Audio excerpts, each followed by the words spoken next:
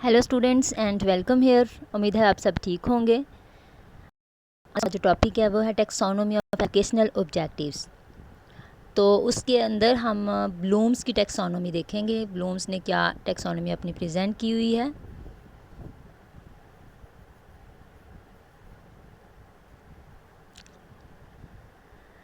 What is taxonomy? Taxonomy क्या है? Comes taxonomy Greek words तो जो यूनानी अल्फाज हैं taxis and nomos. Taxis means arrangement. हम अपने ऑब्जेक्टिव्स की अरेंजमेंट करते हैं, किसी भी चीज़ की अरेंजमेंट। और नोमोस मींस साइंस या स्टडी। तो साइंस ऑफ अरेंजमेंट्स, तो कैटेगरीज़ में डिवाइड करना, अरेंजमेंट करना, दैट इज़ टैक्सोनॉमी। तो a set of classification principles, ऐसे क्लासिफिकेशन करना, क्लासिफाई करना, प्रिंसिपल्स पुट करना। और structure and domain simply means category. तो सिंपली अगर हम इसका मीनिंग देखें तो taxonomy means the classification of category, या क्लासिफिकेशन किसी भी चीज़ को कैटेगराइज कर देना, उसको डिवाइड कर देना। तो एजुकेशनल ऑब्जेक्टिव्स को बेंजामिन ब्लूम ने 3 कैटेगरीज में डिवाइड किया है। तो सब अब हम देखते हैं कि बेंजामिन कौन है। Who is Benjamin Bloom? Benjamin Bloom एक was Jewish American educational psychologist. तो ये एक साइकोलॉजिस्ट हैं जिनकी कंट्रीब्यूशन क्या है कि उन्होंने क्लासिफिकेशन की है अब एजुकेशनल ऑब्जेक्टिव्स की। तो ऑब्जेक्टिव्स को उन्होंने क्लासिफाई किया है, एक टेक्सोनोमी प्रेजेंट की है। इसके अलावा उन्होंने क्या किया हुआ है, थ्योरी ऑफ मास्टरी लर्निंग। तो लर्निंग की प्रेजेंट की हुई हैं, और मास्टरी लर्निंग जो थ्योरी है इनकी ज़्यादा फेमस थ्योरी है। तो अब हम देखते हैं कि इनकी क्लासिफिकेशन ऑब्जेक्टिव्स क्या है। तो अगर हम इनका बैकग्राउंड देखें तो बैकग्राउंड इनका है इन 1956। बेंजामिन ब्लूम जो है उन्होंने 1956 में ये टेक्सोनोमी प्रेजेंट की थी। वो क्या है, as a professor at the University of Chicago shared his famous taxonomy of educational objectives. तो 1956 में बेंजामिन ब्लूम जो कि शिकागो यूनिवर्सिटी में साइकोलॉजिस्ट के तौर पर प्रोफेसर थे, और उन्होंने एजुकेशनल टेक्सोनॉमी प्रेजेंट की है। Bloom's identified 6 levels of cognitive domain. इन्होंने 3 डोमेन्स प्रेजेंट की हुई हैं, जिनमें एक कोग्निटिव डोमेन है, और अफेक्टिव डोमेन है, और साइकोमोटर डोमेन है। तो अगर हम एजुकेशनल ऑब्जेक्टिव्स की बात करें तो educational objectives are divided into 3 domains according to this taxonomy, that is called Bloom's taxonomy. तो these are cognitive domain, affective domain and psychomotor domain। और जो कि ब्लूम है उन्होंने cognitive domain के ऊपर खुद काम किया हुआ है। तो Bloom identified 6 levels of cognitive complexity that have been used over the past 4 decades to make sure that instruction stimulates and develops students higher order thinking skills। तो जो ब्लूम की कोग्निटिव डोमेन है, जो कॉम्प्लेक्सिटी है, इसमें उन्होंने बहुत ज़्यादा इस्तेमाल हो रही है पिछली 4 दहाइयों से, जो है वो जो ब्लूम की टेक्सोनोमी है उसको एजुकेशनल फील्ड में बहुत ज़्यादा पुट किया गया है, बहुत ज़्यादा इस्तेमाल किया गया है, जिसमें स्टूडेंट्स की high level of thinking abilities को बयान किया गया है। तो डेफिनेशन अगर हम इसकी देखें कोग्निटिव जो ब्लूम्स की टेक्सोनोमी है, तो it is a classification system. तो एक ऐसा सिस्टम है जिसमें ऑब्जेक्टिव्स को क्लासिफाई किया गया है, use to define and distinguish different levels of human cognition. तो कोग्निशन कहते हैं जहनी इंसान की जो जहनी पहलू है, जो मालूमाती आस्पेक्ट होता है, जो वकूफ़ी हमारी लर्निंग होती है, वकूफ़ी आस्पेक्ट होता है हमारी पर्सनैलिटी का, जिसका ताल्लुक़ हमारी सोच से, हमारे जहन से होता है। तो जो ब्लूम की टेक्सोनोमी है वो क्लासिफिकेशन सिस्टम है, किसका सिस्टम है, हमारी कोग्निटिव एबिलिटी का, हमारी वकूफ़ी एबिलिटी, जहनी काबिलियतों का की क्लासिफिकेशन सिस्टम इसने डिफ़ाइन की है, जिसके अंदर थिंकिंग, लर्निंग एंड अंडरस्टैंडिंग कि हमारा सीखने का अंदाज़, हमारी सोच और हमारी समझ जो है वो अंडरस्टैंडिंग है, उसको उसने क्लासिफाई करके डिफ़ाइन किया है। तो क्लासिफिकेशन ऑफ 3 डोमेन्स क्या है, इसमें अफेक्टिव डोमेन है, साइकोमोटर डोमेन है एंड कोग्निटिव डोमेन है, जो कि ब्लूम की टेक्सोनोमी के अंदर आती हैं। अब इसको देखते हैं। ब्लूम ने अपनी 3 कैटेगरीज़ जो बयान की थी, इसमें जो उन्होंने खुद काम किया है वो कोग्निटिव ऑब्जेक्टिव्स के ऊपर किया है। कोग्निटिव ऑब्जेक्टिव्स बेंजामिन ब्लूम ने प्रेजेंट किए थे 1956 में, ये याद रखिएगा।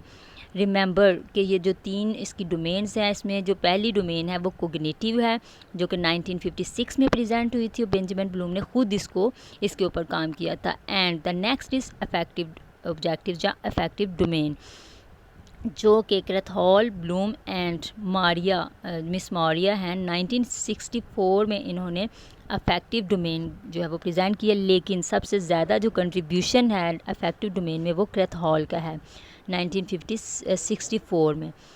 And the third one is psychomotor objectives या साइकोमोटर डोमेन, इसको प्रेजेंट किया है हैरो एंड सिम्पसन ने। और सिम्पसन जो है इन्होंने साइकोमोटर डोमेन प्रेजेंट की है 1972 में, जो है वो ओवरऑल इसको लिया जाता है कि 1972 में ये प्रेजेंट हुई है, जो कि सिम्पसन ने प्रेजेंट की हुई है। तो नेक्स्ट 3 कैटेगरीज़ जो हैं ये क्या हैं।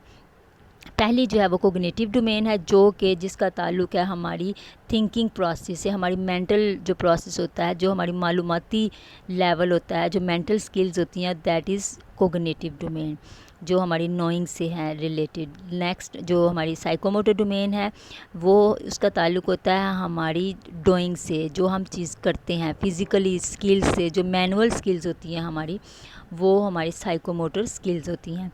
और इसको हम नफ्सियाती जो डोमेन है वो भी इसको बोलते हैं। नेक्स्ट आता है affective domain. Affective that is तासुराती मीन्स जो कि हमारी, जिसका ताल्लुक़ हमारे हार्ट से, हमारी फीलिंग से, हमारे एटीट्यूड से, जो इमोशनल एरियाज़ होते हैं, जो एटीट्यूड्स होते हैं। तो ग्रोथ ऑफ फीलिंग्स और इमोशनल एरियाज़ जो हैं, ये 3 ऑब्जेक्टिव्स हैं जो कि बच्चों की पर्सनैलिटी के अंदर डेवलप करने होते हैं, कि उनकी नोइंग को, उनकी मेंटल स्किल्स को इम्प्रूव करना है, जो कि ब्लूम कहते हैं। फिर उन्होंने कहा है कि दूसरी जो चीज़ की हमने बच्चों को सिखानी होती है वो मैनुअल फिजिकल स्किल्स जो हैं वो बच्चों को सिखानी होती है। तीसरी जो उन्होंने डोमेन बताई है वो है अफेक्टिव, जिसमें बच्चों की फीलिंग्स और इमोशनल और एटीट्यूड्स को डेवलप करना होता है। तो that is the 3 domains of learning या ऑब्जेक्टिव्स। तो अब हम बात करते हैं कोग्निटिव डोमेन की। कोग्निटिव डोमेन वकूफ़ी पहलू हमारे ऑब्जेक्टिव्स का। तो taxonomy related to cognitive domain, इसका ताल्लुक़ होता है जो कि हमारी कोग्निटिव डोमेन से, that has presented by Bloom, जिसको मैंने पहले भी बताया कि ब्लूम ने प्रेजेंट किया और उसके साथ एसोसिएट्स के साथ उसके कुछ साथी हैं। इन 1956 में कोग्निटिव डोमेन प्रेजेंट हुई है। तो it deals with thinking process, जो कि हमारे इसका जो डील कर कंसर्न होता है वो हमारे मेंटल प्रोसेस से होता है। और इसमें thinking, reasoning ability and problem solving of the students, तो ये स्टूडेंट्स जो है उनकी मालूमाती जो पहलू है उससे ताल्लुक़ होता है। तो this domain further divided into 6 categories. तो इस डोमेन को बेंजामिन ब्लूम ने जो है वो 6 कैटेगरीज़ में डिवाइड किया है, जो कि कुछ इस तरह से हैं। सबसे पहले जो उन्होंने लेवल बताया वो है नॉलेज, फिर comprehension, application, analysis, synthesis and evaluation. Bloom कहते हैं कि बच्चों के जो कोग्निटिव लेवल है, एस्पेक्ट है हमारी पर्सनैलिटी का, उसको वो कहते हैं कि हम बच्चों की जो चीज़ें डेवलप कर रहे हैं उसमें उनका नॉलेज, उनकी कॉम्प्रीहेंशन, उनके समझने की सलाहियत, उनका चीज़ों को अप्लाई करने की सलाहियत, फिर उनको चीज़ों को एनालाइज़ करने की सलाहियत, फिर उनको चीज़ों को डेवलप करने की सलाहियत, और एट द एंड उनको अंदर जो है वो क्रिटिक और चीज़ों को एवेल्यूएट करने की सलाहियत जो है वो डेवलप करनी होती है। तो इसमें वो नॉलेज में क्या कहते हैं कि नॉलेज जो है वो हमारा ऐसा ऑब्जेक्टिव होता है at the knowledge level require the students remember, कि स्टूडेंट्स कैसे चीज़ों को रिकॉल करते हैं, चीज़ों को कैसे आइडेंटिफाई करना, डिस्क्राइब करना। इसमें बच्चे जो है वो चीज़ों को रिकोगनाइज़ करते हैं, फॉलो करते हैं, चीज़ों को आइडेंटिफाई करते हैं, सीखते हैं, रिकॉल इन्फॉर्मेशन, तो इन्फॉर्मेशन को इकट्ठा करते हैं। तो इसमें डिफ़ाइन करना, चीज़ों को रिसाइट करना, सिलेक्ट करना। तो इसमें स्टूडेंट्स की रिकॉल और रिकॉग्नाइज फैक्ट्स जो हैं वो प्रॉब्लम सॉल्विंग जो फैक्ट्स होते हैं, इसमें बच्चे जो वो चीज़ों को जस्ट सीखते हैं। और दूसरा लेवल है कोग्निटिव का कॉम्प्रीहेंशन। कॉम्प्रीहेंशन लेवल जो है इसमें क्या होता है कि इसका जो ऑब्जेक्टिव है, this level required some level of understanding, पहले चीज़ों के नाम सीखना, रिमेंबर करना, रिकॉल करना, इन्फॉर्मेशन को पुट करना। दूसरा जो कॉम्प्रीहेंशन है, इसमें students understand the meaning, paraphrase और कॉन्सेप्ट, इसमें कॉन्सेप्ट को अंडरस्टैंड करते हैं, समराइज़ करते हैं, डिफेंड करते हैं, इंटरप्रेट करते हैं, एग्जाम्पल्स लेते हैं।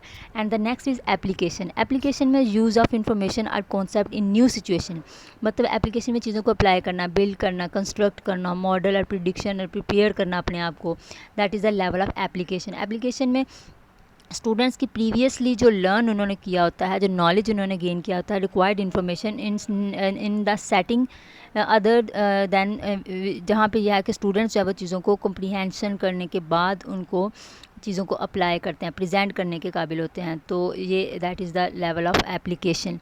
नेक्स्ट आता है एनालिसिस, ब्रेक इन्फॉर्मेशन और कॉन्सेप्ट्स इनटू पार्ट्स, मतलब चीज़ों को एनालाइज करना, डिफरेंशिएट करना, डिस्टिंग्विश करना, या इस लेवल पे आके स्टूडेंट्स इस काबिल हो जाते हैं कि वो अंडरस्टैंड करने के बाद चीज़ों को मोर जो है वो ब्रेक डाउन बना सकते हैं, सेपरेट कर सकते हैं, एनालिसिस कर सकते हैं। एनालिसिस जो है इसमें इस ऑब्जेक्टिव में होता है कि रिटन एनालिसिस लेवल्स में require the students to identify logical errors and differentiate among facts, opinions, assumptions, hypothesis, conclusions. तो स्टूडेंट चीज़ों को डिफरेंशिएट कर सकते हैं, लॉजिकली आइडेंटिफाई कर सकते हैं। और जैसा कि फॉर एग्जांपल एक स्पीच सुनते हैं, मतलब स्टूडेंट्स को प्रेसिडेंटल स्पीच सुनाई जाती है, तो स्टूडेंट्स विल बी एबल, इस लेवल पे स्टूडेंट्स इस काबिल हो जाते हैं कि वो इस पोजीशन में होते हैं कि वो इंडिविजुअली अपने पॉइंट ऑफ व्यूज़ बता सकते हैं। नेक्स्ट आता है सिंथेसिस। सिंथेसिस में होता है कि put ideas together to form something new. अब यहाँ पे है कि स्टूडेंट्स इस काबिल हो जाते हैं कि वो न्यू आइडियाज़ खुद से अपने आइडियाज़ को पुट कर सकते हैं, अपने ख्यालात का इजहार कर सकते हैं, कैटेगरीज बना सकते हैं, जनरलाइज कर सकते हैं, रिकन्स्ट्रक्ट कर सकते हैं चीज़ों को। तो सिंथेसिस में required the student to produce something unique और ओरिजिनल। तो स्टूडेंट्स खुद से जैसे कि ऐसे लिखने के काबिल हो जाते हैं, खुद से चीज़ों को बनाने के काबिल हो जाते हैं, और क्वेश्चंस करने के काबिल हो जाते हैं, और डिफरेंट प्रॉब्लम्स को यूनिक तरीके से कंबाइन करके कुछ चीज़ों को और न्यू फॉर्म में बना सकते हैं। तो that is the synthesis level. उसके बाद आता है एवेल्यूशन। एवेल्यूशन एक ऐसा लेवल है जिसमें स्टूडेंट्स इस काबिल को इस काबिल बनाया जाता है कि मेक जजमेंट अबाउट वैल्यूज़। तो वो वैल्यूज़ को जज करें, अप्रेस करना, क्रिटिकल थिंकिंग करना, जज करना, जस्टिफाई करना, आर्गूमेंट्स करना, that is the level of evaluation. अब नेक्स्ट है कि ब्लूम की जो टेक्सोनॉमी है इसको रिवाइज भी किया गया था। एवेल्यूशन जो इसकी ब्लूम की जो टेक्सोनॉमी है उसने प्रेजेंट की थी 1956 में, जबकि उसको 2001 में दोबारा से रिवाइज किया गया है। तो उसमें क्या किया है कि नॉलेज को रिमेंबर में कन्वर्ट कर दिया गया है, कॉम्प्रीहेंशन को अंडरस्टैंडिंग है, एप्लीकेशन मीन्स अप्लाई, एंड जो एनालिसिस है दैट इज़ एनालाइज, और सिंथेसिस एवेल्यूएट और एवेल्यूशन के बाद उन्होंने क्रिएट। तो ये ब्लूम की रिवाइज्ड जो टेक्सोनॉमी है वो कुछ इस तरह से है जो 2001 में प्रेजेंट हुई थी। नेक्स्ट है affective domain. Affective domain includes those objectives which deals with attitudes, values, interest and appreciations. तो अफेक्टिव डोमेन तो इसका ताल्लुक तासुराती से, it deals with attitudes, liking, disliking, habits, values and feelings. जो कि हमारी वैल्यूज़ होती हैं, हमारी फीलिंग्स होती हैं, हैबिट्स होती हैं, लाइकिंग, पसंद नापसंद, ये चीज़ें हैं। It is further divided into 5 सब ग्रुप्स बाय क्रैथहॉल 1964। तो क्रैथहॉल ने इसको प्रेजेंट किया और इसने इसके 5 फर्दर ग्रुप्स में डिवाइड किया है। तो इसकी जो अफेक्टिव डोमेन है उसकी 5 स्टेप्स हैं, जिसमें receiving, responding, valuing, organising and characterising. तो ये क्या है, मज़ीद इनको हम देखते हैं। रिसीविंग में क्या होता है कि ये ऐसा प्रोसेस है, ये progressing through this level requires that students level at least awareness of some stimulus. तो स्टूडेंट्स जो है चीज़ों को रिसीव करते हैं, चीज़ों को अटेंड करना, एक्सेप्ट करना, डेवलप करना, रिकोगनाइज़ करना। तो जो इन्फॉर्मेशन उनको मिल रही है उसको एक्सेप्ट करते हैं, रिसीव करते हैं। And the next level is responding. Responding level में स्टूडेंट्स जो हैं वो उसका रिस्पॉन्स देते हैं, डिस्कशन करते हैं, या फिर उनका जो रिप्लाई होता है, जो आंसर्स करते हैं, दैट इज़ रिस्पॉन्डिंग लेवल। तो स्टूडेंट्स जो हैं इसमें पार्टिसिपेट्स, अगर इनकी रिस्पॉन्डिंग लेवल में अगर इसका जो सबसे लोएस्ट लेवल है वो रिसीविंग है, जिसमें चीज़ों को रिसीव करते हैं, उससे हाईएस्ट लेवल जो वो रिस्पॉन्डिंग है, जिसमें वो एक्टिविटीज़ करते हैं, रिस्पॉन्ड करते हैं। इसमें टीचर्स जो हैं वो स्टूडेंट से कुछ क्वेश्चन करते हैं, उसके बाद वो उसका आंसर करते हैं या एक्टिविटी करते हैं, दैट इज़ रिस्पॉन्डिंग। उसके बाद आता है वैल्यूइंग। वैल्यूइंग में आता है चीज़ों को जज करना एंड एक्टिविटी को जज करना, एंड वर्थीनेस है, इसमें स्टूडेंट्स कंसिस्टेंटली जो है वो चीज़ों को रिकॉग्नाइज़ करते हैं। और इसमें क्या होता है कि बिलीव, आइडियाज़, एटीट्यूड्स, ये तमाम चीज़ें हैं जिसको वो वैल्यू करते हैं, एक्सेप्ट करते हैं, डिफेंड करते हैं। और नेक्स्ट आता है ऑर्गेनाइजेशन लेवल। ऑर्गेनाइजेशन लेवल में ये बताया जाता है कि चीज़ों को ऑर्गेनाइज़ करना, और इसमें स्टूडेंट्स जो हैं वो डिस्क्रिमिनेट करते हैं, चीज़ों को डिस्प्ले करना ऑर्डरली और सिस्टमेटिकली, चीज़ों को नॉलेज को सिस्टमेटिक तरीके से जो है वो ऑर्गेनाइज़ करना, जो है ये क्लासिफाइड करना, ये जो है इसमें ऑर्गेनाइजेशन में आता है। उसके बाद आता है करेक्टराइजेशन, वेरीफाई करना, इंटरनलाइज करना। एट दिस लेवल स्टूडेंट्स जो है वो value system that controls the behaviour and sufficiently long time to develop all characteristic life style. मतलब करेक्टराइजिंग में होता है कि डिस्प्ले कर सकते हैं, सेफली कंक्लूजन्स निकाल सकते हैं, और मेंटेनिंग गुड हेल्थ हैबिट्स जो है वो उनको करेक्टराइज करते हैं। प्रैक्टिसिंग कोऑपरेशन और ग्रुप एक्टिविटीज़ में वो इंटरनलाइज कर लेते हैं, चीज़ों को आइडेंटिफाई कर लेते हैं और इस काबिल हो जाते हैं। नेक्स्ट जो है वो साइकोमोटर डोमेन है। Psychomotor domain that is it deals with the development of psychomotor skills. इसमें हमारी जो मैनुअल स्किल्स होती हैं, जो मोटर स्किल्स होती हैं, वो होती हैं, जिसको प्रेजेंट किया है सिम्पसन ने। और this domain is further divided into 7 steps. इसमें 7 स्टेप में आता है perception, set, guided response, mechanism, complete, overt response and adaptation and organization. तो परसेप्शन में सेंसेस होते हैं इसमें, दैट स्टूडेंट्स की जो मोटर एक्टिविटीज़ होती हैं, इसमें परसेप्शन में स्टूडेंट्स क्या करते हैं कि सेंस ऑर्गन्स उसके इस्तेमाल होते हैं, और जैसे कि मोटर एक्टिविटीज़ को देखते हैं, परसीव करते हैं चीज़ों को। और ये डोमेन जो है इसको सिम्पसन ने इसके ऊपर काम किया है। और ये जो ऑब्जेक्टिव, एजुकेशनल ऑब्जेक्टिव्स पे जो साइकोमोटर डोमेन आई है, ये फ़िज़िकल एक्टिविटी से रिलेटेड है, और इसमें ये 1972 में प्रेजेंट हुई थी। और सबसे पहले परसेप्शन है, चीज़ों को परसीव करना, सेंसेस को इस्तेमाल करना। नेक्स्ट आता है सेट। सेट में होता है कि students mentally, emotionally and physically ready to act. Set means कि अपने आप को सेट करना, रेडी करना, physically, mentally, emotionally you are ready to act. तो स्टूडेंट्स जो है वो रेडी हो जाते हैं कोई ना कोई काम करने के लिए। उसके बाद मेंटली रेडीनेस होना, फिजिकली रेडी होना, शोइंग डिज़ायर टू कंपोज। उसके बाद आता है गाइडेड रिस्पॉन्स। गाइडेड रिस्पॉन्स होता है इमिटेट होता है नकल करना, कि गाइडेड रिस्पॉन्स में टीचर उनको गाइड करता है और गाइडेड रिस्पॉन्स दिया जाता है कि टीचर या जो गाइडर होता है, जो उनका जो सिखाने वाला होता है, and practice skills often to discrete step. तो स्टूडेंट्स जो है वो पहले उनको चीज़ कोई ना कोई करके दिखाई जाती है, एक्ट किया जाता है, फिर स्टूडेंट्स उसकी नकल करते हैं। That is the level of guided response. उसके बाद आता है मैकेनिज़्म लेवल। मैकेनिज़्म में आता है, इसमें गाइडेड में ये भी आता है कि स्टूडेंट्स ट्रायल एंड एरर से सीखते हैं। गाइडेड रिस्पॉन्स में गलतियाँ भी करते हैं, फिर सीखते हैं। और मैकेनिज़्म में आता है परफॉर्म एक्ट्स। इसमें आता है कि वो खुद से फिर परफॉर्म करते हैं with increasing efficiently, confidently and proficiency. तो मैकेनिज़्म में स्टूडेंट्स अपना रिस्पॉन्स देते हैं, खुद से चीज़ों को परफॉर्म करते हैं विद कॉन्फिडेंस एंड पैटर्न और लेस, इसमें अपने खुद से तैयारी करके आते हैं। कंप्लीट ओवर रिस्पॉन्स में परफेक्टली ऑटोमेटिकली। तो कंप्लीट में आता है कि it involves the movement patterns, learn responses and perform skilfully. इसमें वो स्टूडेंट्स जो है वो इस तरह स्किलफुल हो जाते हैं, स्किल्स उनकी डेवलप होना शुरू हो जाती हैं और स्मूथली परफॉर्म करते हैं, और मिनिमम एनर्जी इस्तेमाल होती है, क्योंकि मैकेनिज़्म में अभी वो न्यूली डेवलप हुए होते हैं, तो उसका कॉन्फिडेंस इंप्रूव होता है। लेकिन कम्प्लेक्स में आता है कि इसमें स्टूडेंट्स जो वो कॉन्फिडेंटली अपनी कम से कम एनर्जी को इस्तेमाल करते हुए जो है वो, इसमें कोई हेजिटेशन उनको नहीं होती है, और अपने मसल्स को ऊपर कंट्रोल होता है, और लर्निंग आउटकम्स को उनको ऑलरेडी आइडिया हो जाता है, तो वो एक्सपर्ट हो जाते हैं।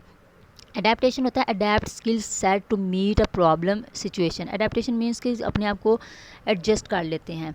अडेप्टेशन ये एक ऐसी स्किल होती है जिसमें highly develop and individual modify movement. तो अपने आप को एडजस्ट करना, जैसे कि जैसे माहौल में, उसमें जैसे for example adjusting tennis play to concrete styles. तो इसमें स्टूडेंट्स जो वो जैसे स्विमिंग सीखते हैं, और गेम्स के में अपना जो फील्ड है उससे रिलेटेड अपने आप को प्रॉब्लमेटिक सिचुएशन के अंदर खुद को एडजस्ट कर लेते हैं।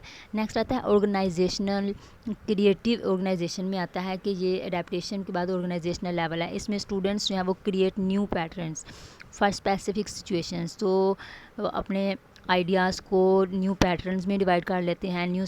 किसी भी स्पेसिफिक सिचुएशन के अंदर चीज़ों को ऑर्गेनाइज़ करने का एक स्मूथ और एक एक्सपर्टीज़ के लिहाज से, जो एक्सपर्टीज़ उनके अंदर आ जाती हैं कि वो चीज़ों को ऑर्गेनाइज जो कर लेते हैं। तो इसमें न्यू मूवमेंट्स और न्यू पैटर्न्स और स्पेसिफिक फेस इस काबिल हो जाते हैं कि वो न्यू फेस करते हैं स्पेसिफिक प्रॉब्लम्स को। लर्निंग आउटकम्स एम्फसिस क्रिएटिविटी, तो इसमें वो क्रिएटिविटी उनकी आ जाती है, उनकी क्रिएटिंग एंड म्यूज़िकल कंपोजिशन में जैसे स्टूडेंट्स होते हैं कि वो खुद से चीज़ों को जो है वो ऑर्गेनाइज़ कर लेते हैं और डिज़ाइन कर लेते हैं और उनके अंदर न्यू स्टाइल्स आ जाते हैं। That is the organization level.